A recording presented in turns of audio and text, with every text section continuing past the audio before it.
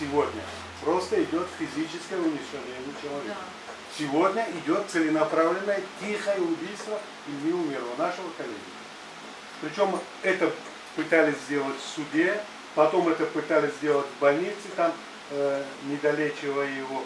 Сегодня там то же самое происходит. Когда мы подняли этот шум, когда стали немножко об этом говорить, вроде успокоились, разрешили там чуть где-то больше дышать, взять с собой воду, там еще что-то.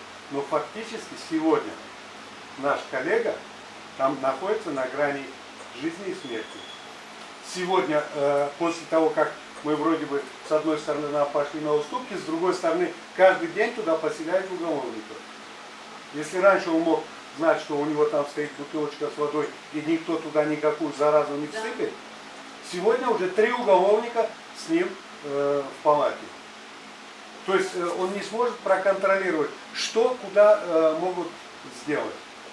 А там нас самый настоящий дурдом. Мы были с Антоном, были с Нариманом. Там вообще нет никаких человеческих условий. Там эти психбольные, которые годами там находятся, они на улице, под навесом.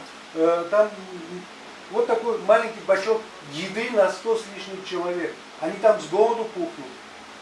Там тоже обстановка ужасная. Там просто даже нормальный человек может сойти с ума. Его там сидят и добивают. Добивают с одной стороны этими психами, с другой стороны этими уголовниками.